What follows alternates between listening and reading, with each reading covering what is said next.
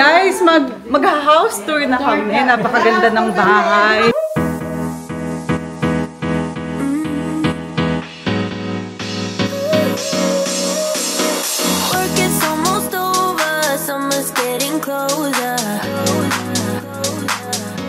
Hi mga Zoobs, good morning! Today is Sunday, kaya naman ayan sila, may mga bagets. Nalika, samahan niyo ako magluto ng breakfast namin. So ito mga Zoobs, gagawa tayo ng pancake. And me. Yes! And Mimi will help me. Okay? Wait, babe. So, meron tayong flour, 2 egg, at milk. Mommy, carry. Yeah. You can sit here. Wait, magalikot. Let's go. Magalikot, ha? I said, Mimi, wait.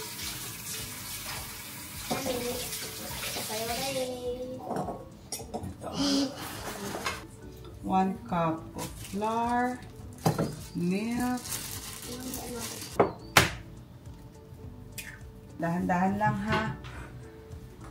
Yan. Yan lang. Siguro mga 5-6 magagawa nito.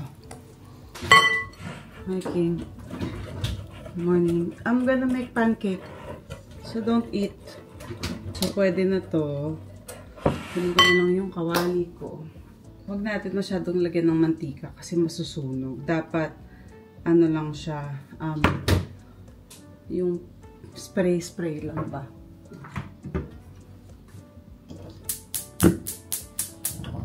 Painitin natin ang kawali. Siyempre, ready na natin yung lalagyan. Yes, Baba? Join what? Mamaya. So, spray lang yung ginamit ko.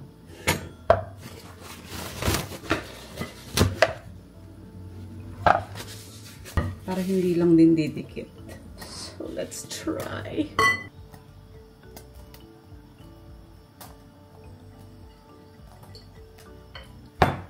Ayan. Saglit lang ito mga Zoobs gawin. Pwede na siya baliktarin mga Zoobs. Ngayon kasi mga Zoobs nagsasampay ulit kami dito sa loob ng room dahil umuulan at mahirap magsampay. Kailangan namin maglaba, especially weekend ngayon. Tawag dito, kailangan nilang labhan yung mga uniforms. Which is nalaban na. Pinatutuyo na lang. Water. You want water? Perfect na din ang paggawa ng pancake. Tinuro din ito sa aking proseso ni Ola. So yung egg, siya naturo sa akin kung paano maging perfect. Yun yung vinlog ko sa inyo last time. Tapos ito, siya rin ang nagturo sa akin ng recipe na to.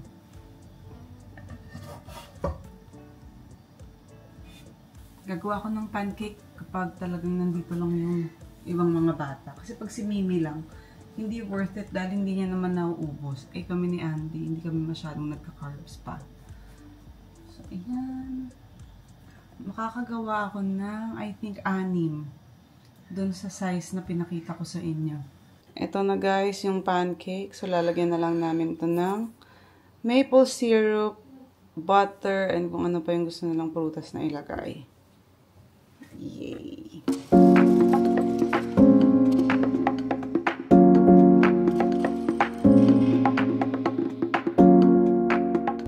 Hi mga Zoobs! So ayan, nandito na ako at nakaayos. Dito na tayo sa kotse. Alam niyo ba na today is the first day of winter. Kaya medyo malamig sa labas guys. So ako ngayon ay aalis. Hinatid nila ako today. Yan sila. Nandito na kami. At nakapark sa parking lot. Pupunta ako sa isang housewarming. Kita nyo naman yung bahay sa likod ko. Ang gaganda ng bahay dito. Ate, Ate Fran, nandyan na sila. Si Ate Alma. Si Ate Alma. So, ayan, marami tayong mga Pilipino na mga nandito din, kababayan. Halika na. Let's go. Walking na tayo doon sa destination ng bahay. Ganda dito, mga zoos. Yan, mga ginagawa pa. Mamaya try natin i-shoot.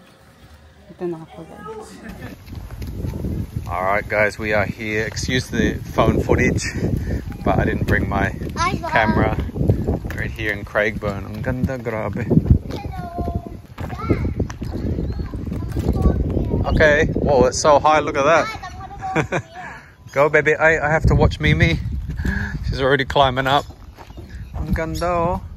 Wow, Dad, this is so tall. This is a nice park. Dad, Woo!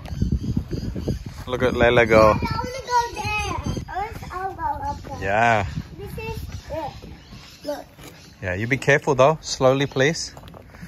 So we just came out. Mummy has a party, and we saw this on the way in. Outside. Go, babe. So we thought we'd come down. This area is absolutely beautiful. Grabe. And what's cool about this place? Whoa! Look at you. You're so high up, man. Hi, Mimi. You're not going up there. That's too high for you. Or you go down the slide, babe. The slide is massive. So I have to keep one eye on Mimi because this park is quite big. Are you coming down? Going down there. Oh, go slide. It's so high. Well, how are you going to get down? Oh, Okay, I'll do it. oh, bilis. Because I have to run to Mimi. Whoa. Ang haba. I'm gonna do that again. So, yeah, we're here in Craigburn. And this is going to be one of the most beautiful parts of Adelaide. I don't know what the prices are here, but parang medyo mahal. Look at the views. Look at this. We'll go down. Yeah, you go with Mimi. And so they're on the seesaw. So, geez, it's if you see this in person, it's actually really breathtaking. And this is quite a gloomy day because we are on the first day of winter, as Diana mentioned. But yeah, just look at the houses here. They're really, really nice. A lot of them have just been brand new built. But yeah, we saw this park and I was like, wow, this is one of the nicest parks I've seen. Huh? We're at Luna Park. I know. I'm gonna vlog me going down the slide. Okay, but be careful with the phone now. Okay. You're coming up here with me, guys. Yeah. This is hard. I can only have one arm. Oh. Okay. Oof. I'll put you guys here. Okay. Now it's getting easier. I'll put you there. You're going to see me again. This is so high. We're at Luna Park. There's barely no people here because it's closed. I'll get you. I'll put you up here. Dad. Okay. This is hard. Okay. I made it. Okay. Got that. Oh, I almost dropped my phone. Oh, got you. Before I go. Oh.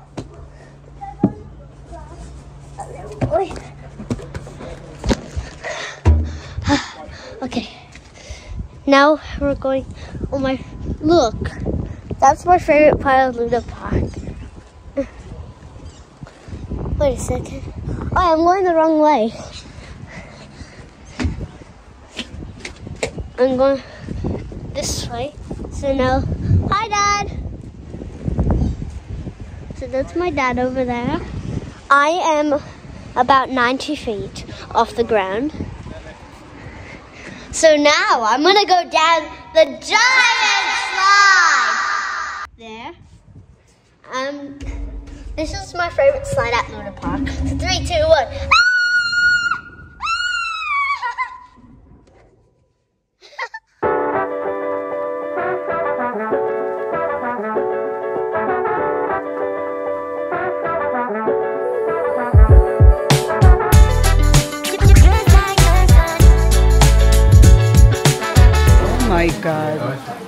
Ang daming masasarap na pagkain.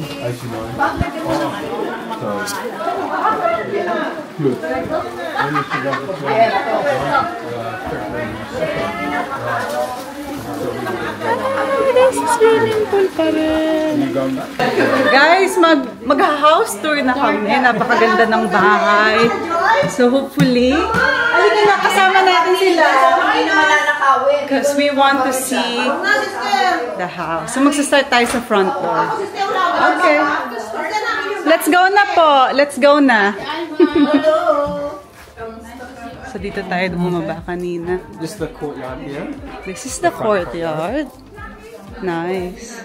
Then just have the driveway, obviously. The Never have to go back driveway. inside again.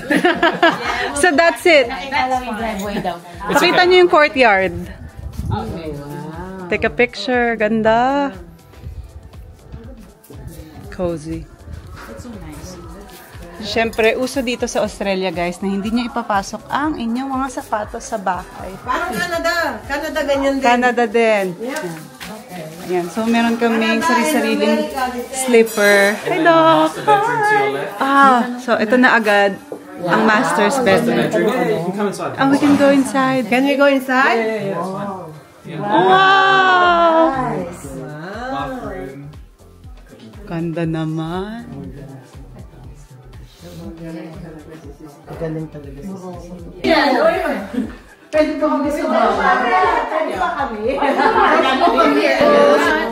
And this is the walk-in wardrobe. Ayan, sobrang linis. Sobrang linis. Kakahiya. Kaya dumihan. So, ganyan lang. General cleaning sa bahay. Hindi talaga siya. Sobrang organized ni ate.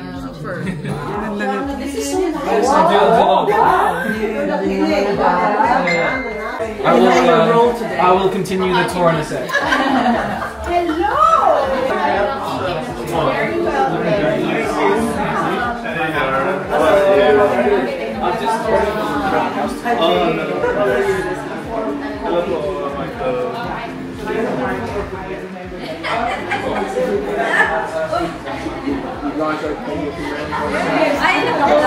Hello!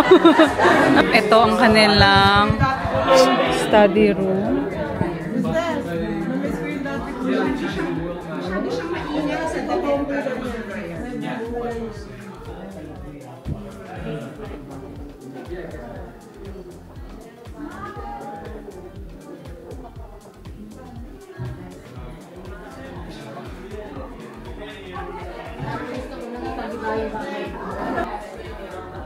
That's the other bedroom. And then come back out. And this is the extra toilet, guys. Just the bathroom in there. Buksan lang natin para. Yeah. In the shower.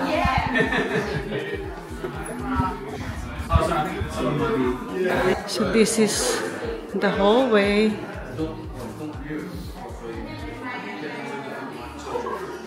Dun sa dalawang room. Tapos this is their laundry, guys. I like this. Gagayahin ko to. Pakita ko sa inyo. So, maliit lang siya na space. Pero pagpasok mo naman, ayan. Nandiyan na lahat. Tapos, ito, may ganito tayo, sampayan. Pwede ka magsampay sa labas. Pwede mo siyang dyan ilagay.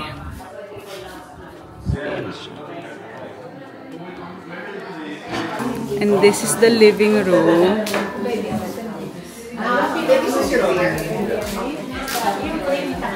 And the kitchen. And the kitchen. So this is the other dessert. Oh my goodness, guys.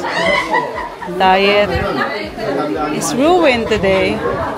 This is the pancit palabok, I think. The lumpia. Siyempre, ang kakainin lang natin ngayon ay mga pa-healthy. Ito naman, hindi ko pa ito napakita sa inyo. Pwede ka rin bumba. watching there. It's so nice.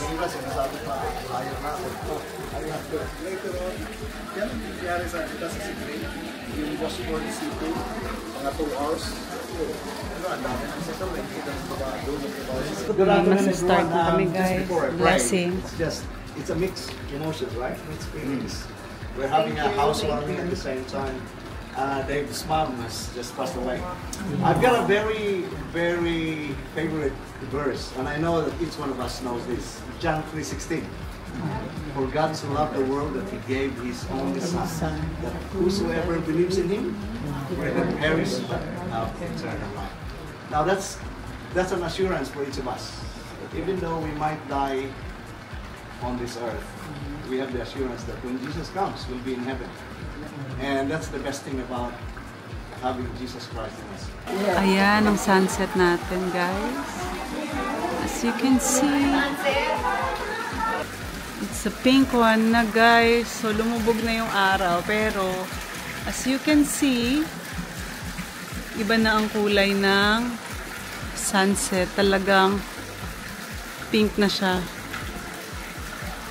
Ang ganda. And syempre, ang color ng pool, it's different na din. Blue.